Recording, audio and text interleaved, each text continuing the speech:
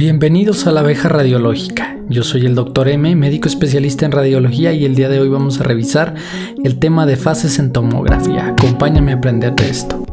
A veces una lesión será hipovascular en comparación con el tejido normal, y en algunos casos una lesión será hipervascular para el tejido circundante en una determinada fase contrastada. Por eso es importante saber qué fase es útil en función de la patología que se esté buscando. Tienes que adaptar tu protocolo al tipo de tomógrafo, la velocidad de inyección de contraste y al tipo de paciente que estás examinando. Si se tiene un tomógrafo de un solo corte, le llevará unos 20 segundos escanear el hígado. Es importante que te suscribas al canal y le des un like a este video, pero es más importante que te quedes hasta el final de él para que aprendas más. Comenzamos con la fase simple, en la cual no hay medio de contraste intravenoso y su utilidad es principalmente para buscar litiasis renal, litiasis ureteral o vesical, calcificaciones en hígado o páncreas, grasa en tumores hepáticos, grasa en un adenoma suprarrenal o un mielolipoma. Aquí un ejemplo del lado derecho de una tomografía en corte axial de abdomen en fase simple. No identificamos contraste en ninguna de las estructuras vasculares, así como en los órganos. El truco para identificar esta fase es que veas la aorta, la cual te señalo, y la vena cava, y que no identifiques hiperdensidades dentro de ellas, es decir, que no veas blanco adentro de estas estructuras vasculares. Ahora tenemos la fase arterial temprana, la cual se observa 15 a 20 segundos posterior a la inyección de medio de contraste o después del bolus tracking. En esta fase se observan principalmente y se deberían de observar solamente las arterias. Su utilidad es en disección aórtica o en una hemorragia arterial por algún daño vascular, generalmente traumático. Tienes que contemplar que tal vez tu inyección de medio de contraste sobrepase los 15 a 20 segundos, es decir, tengas un periodo de inyectado de 30 segundos, pero para tú obtener esta fase tienes que hacer el escaneo a los 15 a 20 segundos. O en su caso, si tienes un método de sensado como es el bolus tracking, utilizarlo, y en cuanto se detecte el umbral que tú quieres para empezar a sensar, ahí debes encontrar esta fase. Aquí del lado derecho tienes el corte axial de una tomografía de abdomen donde identificas la fase arterial temprana. Observa cómo la vena cava no está hiperdensa, no hay contraste, el tejido hepático no está realzando, así como ves la arteria esplénica con medio de contraste y un escaso realce del vaso. Esta es una fase difícil de obtener, sin embargo tienes que estar practicando hasta que te salga y adaptándola a tu equipo. La fase arterial tardía se va a obtener 35 a 40 segundos posterior a la inyección de medio de contraste o 20 segundos después del bolus tracking. Se va a observar el realce de lesiones hipervasculares, estómago, intestino, páncreas, vaso y corteza renal. Su utilidad en el caso de lesiones hipervasculares estaría, por ejemplo, en el hígado, en hepatocarcinoma, hiperplasia nodular focal, adenoma o hemangioma. En el caso del páncreas, buscando diferenciar un adenocarcinoma o un insulinoma, o en casos de isquemia intestinal.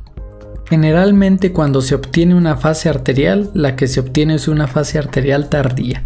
Por ejemplo, en el corte del lado derecho es un corte axial de una fase arterial tardía donde se identifica el realce o la hiperdensidad de la aorta, del páncreas, del vaso y aparentemente un ligero realce en la vena cava inferior, así como en el tejido hepático. Está comenzando el realce en el tejido hepático.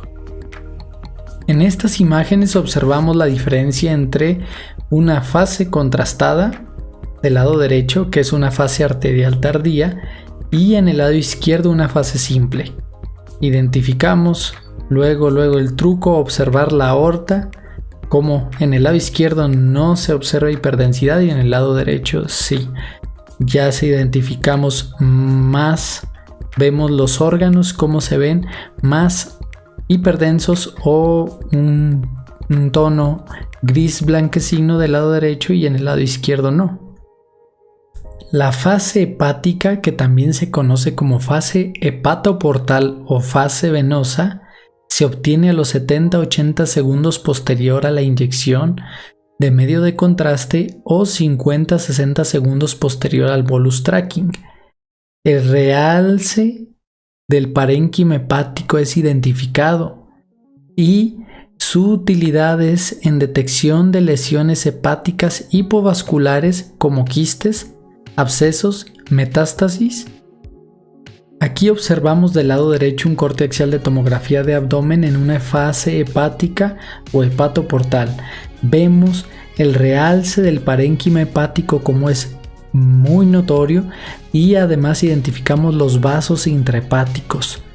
Así como también si identificamos la vena porta, la confluencia portal, se ve muy hiperdensa. La vena cava también se identifica hiperdensa. La arteria aorta ha perdido hiperdensidad y vemos el vaso con alta densidad. Aquí te puedes dar cuenta de la diferencia entre la fase arterial tardía, que está del lado derecho, y la fase hepática, que está del lado izquierdo. Ve cómo en la fase hepática el hígado se identifica con mayor hiperdensidad y la vena cava también. Además ve cómo la aorta perdió densidad en relación a la fase arterial. La fase nefrogénica se da 100 segundos posterior a la inyección de contraste o 80 segundos después del bolus tracking y se observa un realce de todo el parénquima renal, incluyendo la médula. Su utilidad principal es para carcinoma renal, aunque también tiene otras utilidades, por ejemplo en casos de infección. La fase nefrogénica, como estamos viendo, se da posteriormente a la fase hepática. Es por eso que en la imagen del lado derecho aún identificas el realce hepático. Sin embargo, ve cómo se está volviendo hiperdensa la corteza renal y la hiperdensidad se extiende hacia la médula. Regularmente es una fase que no se realiza y que en su caso se va asociada a la fase hepática y esa es la que se toma, pero debes saber de su existencia. La fase tardía o de eliminación se obtiene 6 minutos después de la inyección de medio de contraste o 6 minutos después del bolus tracking y se va a observar el realce de lesiones fibróticas, el riñón y el sistema colector. Además de tener utilidad en el sistema genitourinario, también se utilizan fases tardías en patología hepática como en el colangiocarcinoma o en las metástasis fibróticas o en algunas otras. En el lado derecho observamos los riñones en fase de eliminación. Vemos el medio de contraste como ya está en el sistema colector a nivel de los cálices renales, con dirección hacia la pelvis renal. Recapitulando, tenemos la fase simple donde no hay medio de contraste, la fase arterial temprana donde solo debemos observar los vasos, las arterias, la fase arterial tardía donde identificamos el realce del vaso, del páncreas, de la corteza renal, del intestino, el comienzo del realce de las venas y podemos observar el realce de lesiones hipervasculares en el hígado. La fase hepática o hepatoportal donde se identifica el realce del hígado, el vaso, la corteza renal y el sistema porta principalmente. La fase nefrogénica donde su principal utilidad es en el riñón en el cual hay un realce cortical y medular, y la fase de eliminación en la cual observamos mejormente la vía urinaria, pero que también tiene utilidades en otros órganos como en el hígado. Ahora bien, ¿cuánta cantidad de contraste le voy a poner a mi paciente? En muchos protocolos se administra una dosis estándar en función del peso del paciente. Si tienes un peso menor a 75 kilogramos, puedes manejar hasta 100 cc de medio de contraste, 100 mililitros. Si tienes un peso entre 75 y 90 kilogramos, puedes manejar hasta 120 mililitros de medio de contraste. Si tienes un peso mayor a 90 kilogramos, puedes manejar hasta la dosis máxima, que es una cantidad de 150 mililitros de medio de contraste. Aunque también puedes manejar la fórmula de 1 a 2 mililitros por kilogramo de peso. Esto quiere decir, si tu paciente pesa 80 kilogramos y lo calculas a 1.5 mililitros, deberás administrar 120 mililitros de medio de contraste. No olvides que la dosis máxima es de 150 mililitros. Es importante conocer la escala francesa o el sistema de calibre francés, French Gauge, que se usa comúnmente para medir el tamaño de un catéter. A menudo se abrevia como FR, pero puede ser visto abreviado como FG, FR o F. También puede abreviarse como CHE o CH, esto dado por su inventor. Sin embargo, simplemente gauge, G o GA generalmente se refiere al calibre. Gauge de Birmingham. El calibre gauge Birmingham es un sistema de calibre de cable y también se utiliza para especificar el grosor o el diámetro de agujas hipodérmicas y productos de tipo tubo. Entonces, gauge significa calibre, y lo importante es que tienen que saber cómo puede venir a haber abreviado el dato en el empaque del catéter. En este caso, en el que les muestro, viene 14G, que significa 14 gauge o un calibre 14. Lo que tienes que saber es que ya hay un color determinado para cada calibre y que a menor número de gauge es mayor el diámetro. Es decir, un catéter naranja de 14 gauges tiene un mayor diámetro que un calibre verde de 22 gauge. El naranja es un calibre 14, el negro un calibre 16, el verde un calibre 18, el rosa un calibre 20, el azul un calibre 22 y el amarillo un calibre 24. Esto expresado en relación a la palabra gauge. Hemos llegado a lo más importante en relación al catéter. Lo más importante es que, dependiendo del tamaño de tu catéter y que ya lo identifiques por color, es la velocidad que puedes usar. Por ejemplo, el azul calibre 22 en gauges, tu flujo máximo permitido es de 2 mililitros sobre segundo. Algunas veces se colocan y se inyectan flujos de 2.5. Lo único que están haciendo aquí es aumentar la presión al entrar el medio de contraste a través del catéter y a su vez hacia el vaso sanguíneo. Y que en sí lo que se genera es una turbulencia ahí al llegar el flujo hacia el catéter, ya que el calibre no da para que pueda pasar a la velocidad que nosotros estamos seleccionando en nuestro inyector. Y lo que te podría pasar en estas circunstancias de tú meter mayor velocidad en un catéter que no está diseñado para soportar esas velocidades es que el catéter se zafe del paciente y que tengas una lluvia de contraste en la sala de tomografía. Aclarando que esto se da porque al haber mayor presión, la conexión con la aguja se separa Por lo tanto, si tienes un catéter 22 gauges, un azul, no meter más de 2 mililitros sobre segundo de velocidad de flujo. En el caso de un calibre 20, el rosa, ese soporta un flujo de hasta 4 mililitros sobre segundo. Es un catéter ideal en el cual puedes manejar mayores velocidades y el calibre no es tan grande, ya que a veces es complejo. Los pacientes tienen alguna enfermedad que limita la visualización de los trayectos venosos, pero si se puede colocar uno de estos, es preferible para que salga mejor el estudio.